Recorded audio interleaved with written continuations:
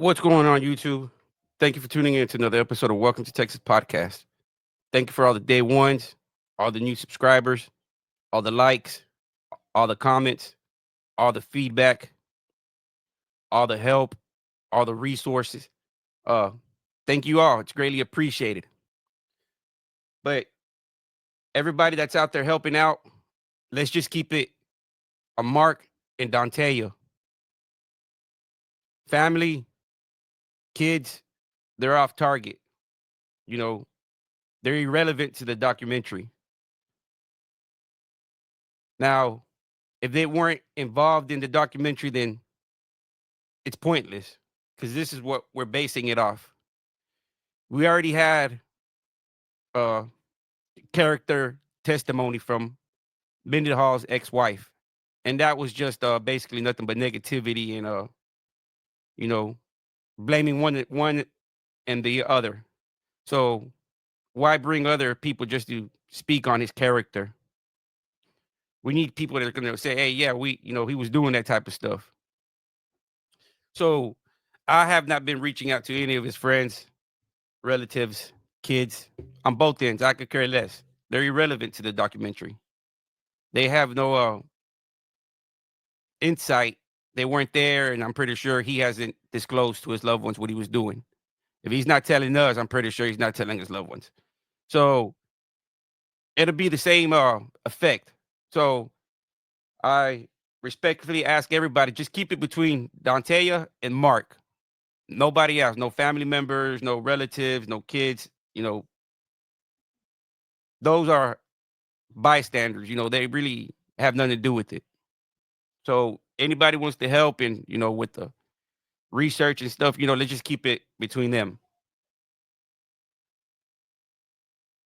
We've been hearing this guy. Let's get a little refresh real quick. Let me refresh the memory.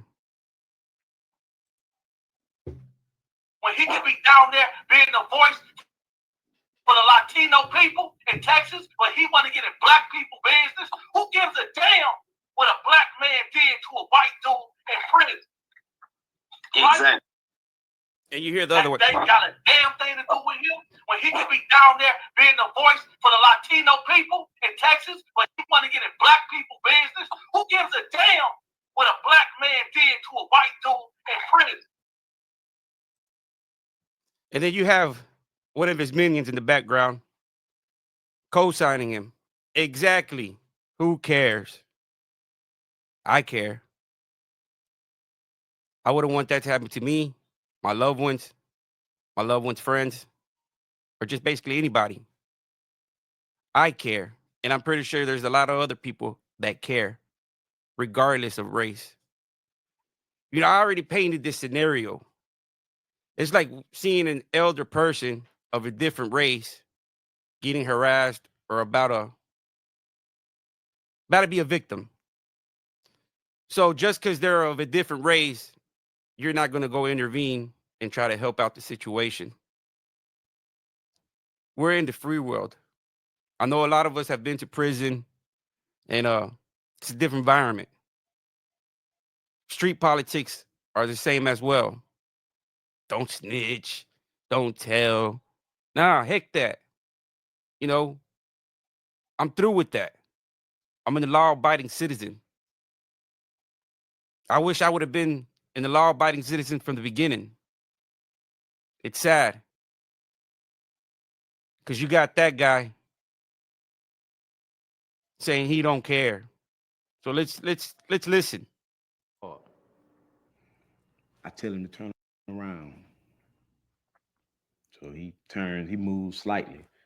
I tell him to turn around again. He still doesn't want to turn all the way around. So I said, bitch, if I have to tell you to turn around one more time, I'll break your jaw. So he turns around. He make him come out his clothes. First, he reluctant about coming out his clothes, so he slap him again. So when he slap him this time, he gonna come up out his clothes. He go to feeling on him. I squeeze his ass cheeks. 2 handfuls. He tenses up. So I started to pull his shirt off of him. I give him the grease. And I tell him to put some on his finger, stick it in his ass, and you know what I'm saying, kind of like fuck yourself to loosen himself up because I know he had never been penetrated before. It was his first time. And also, you know what I'm saying, just an old penitentiary trick that I learned from some old convicts. If he screamed rape, you know what I'm saying, he had grease on his fingernail. So he greased his own self up. You know what I'm saying? I'm just gonna basically lie and tell him I've been fucking him. He's been my boy. Hell, they gonna buy it. You know what I'm saying? I'm gonna go to the extreme and get 4 or 5 other guys to lie and say I've been fucking him too, been taking care of him. He's been my boy. So I get the grease. I grease my penis up. You know what I'm saying? So I lay him down on the bunk, flat on his stomach. Uh, so I'm playing, rubbing in his ass. You know what I'm saying? Squeezing his ass cheeks, rub my fingers up and down his back. You know what I'm saying? I'm trying to talk him through it, tell him to relax. You know what I'm saying? He still pleading, begging me. You know, like I said, I didn't care to hear any of that. You know what I'm saying? I had made up my mind. So I go to fucking him. You know what I'm saying? Slowly at first, you know what I'm saying, to try to loosen him up. So he's groaning and, you know what I'm saying, moaning and telling me how it hurts. So, you know, I bag out a little bit, just tell him to relax, breathe, you know what I'm saying? So I'm fucking him. At this time, my partner, my dog, he at the door. You know what I'm saying? He's standing in front of the cell. So he like, man, come on, man, goddamn. Go on, hurry up, man. I want to get straight too. I said, well, come on. I get up off of him. He greases himself up. He shows him no mercy. He fucks him for real. You know what I'm saying? So I had to tell him, hold up, man, you know, slow down, chill out, man. You know what I'm saying? You don't want to hurt him for real. You know what I'm saying? And you have to go to the hospital and you know what I'm saying? He's gonna automatically have to say what happened. You know what I'm saying? So He have sex with him first. Then I have sex with him. Then he have sex with him. I have sex with him.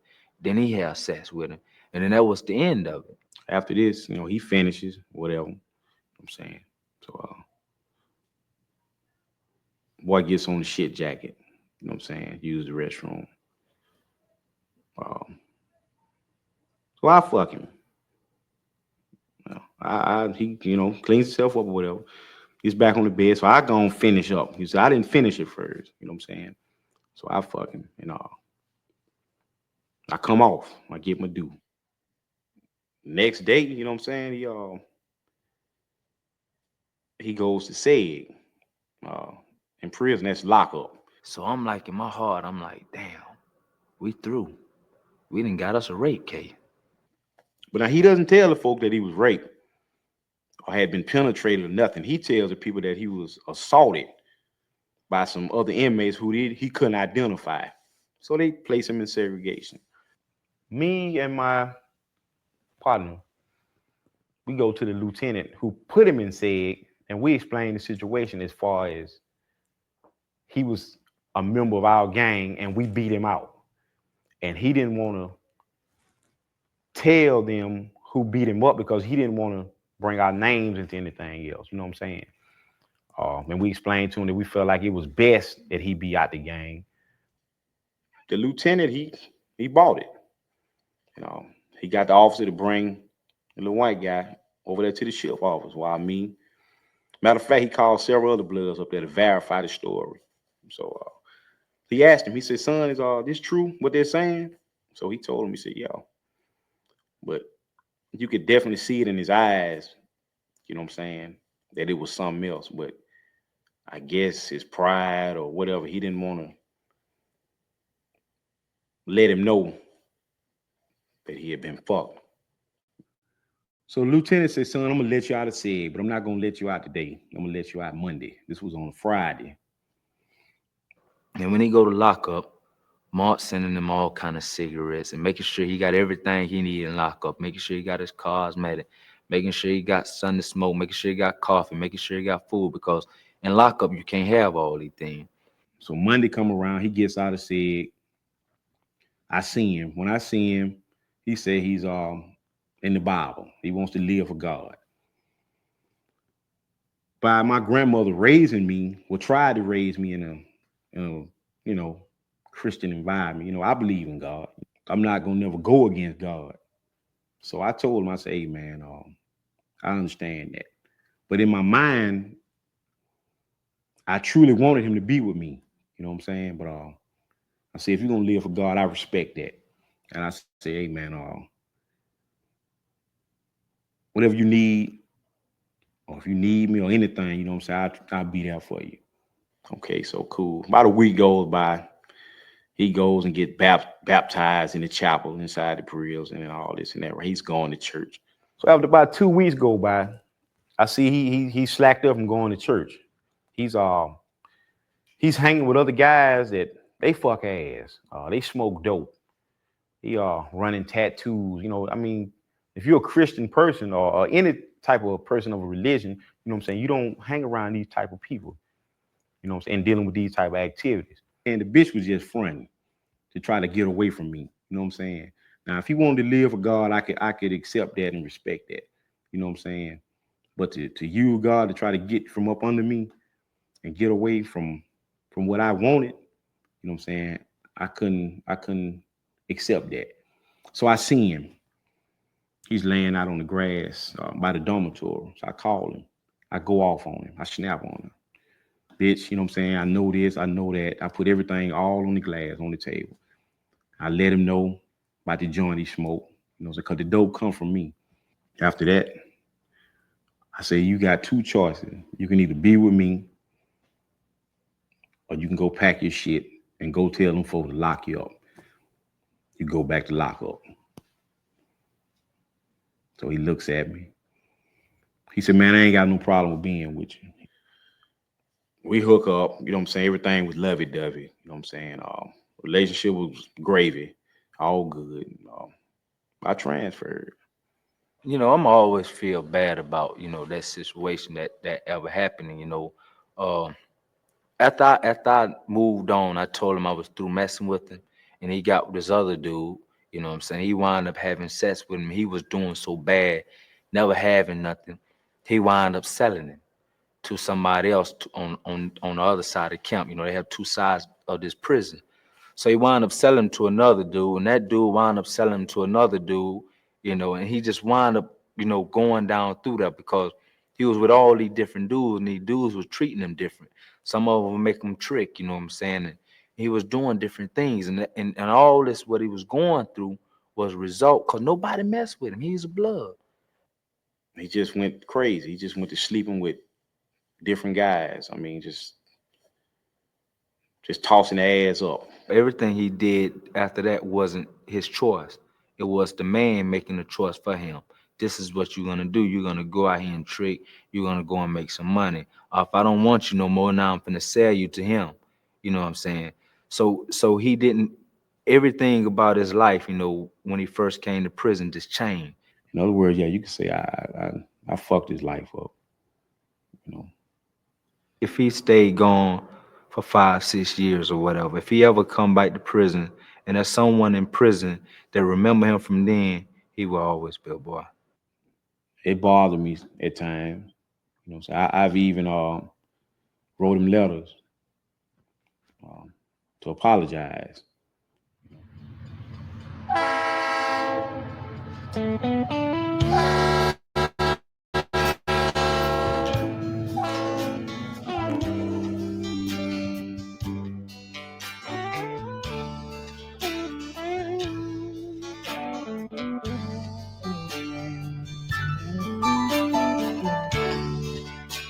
You said I'd get over you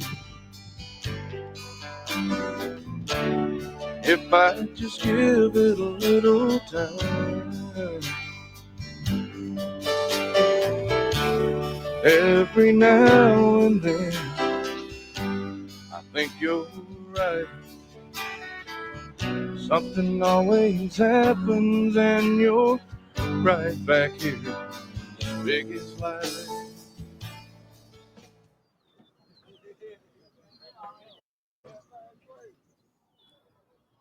One more, get it.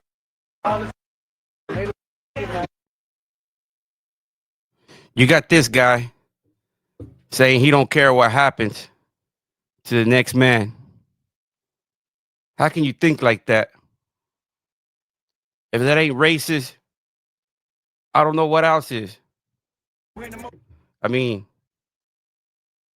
it's just shameful for somebody to have a platform to be spewing all that hate. That has to be, I don't know how all that stuff is allowed. I felt shame, embarrassed, all that. You learn to deal with it, and you learn to overcome a lot of it. Because you hear it every day in here. I mean, it's people gonna jank with you. Some of them gonna be serious, and some of them gonna be playing. But it's gonna happen every day. So after a while, you get used to it.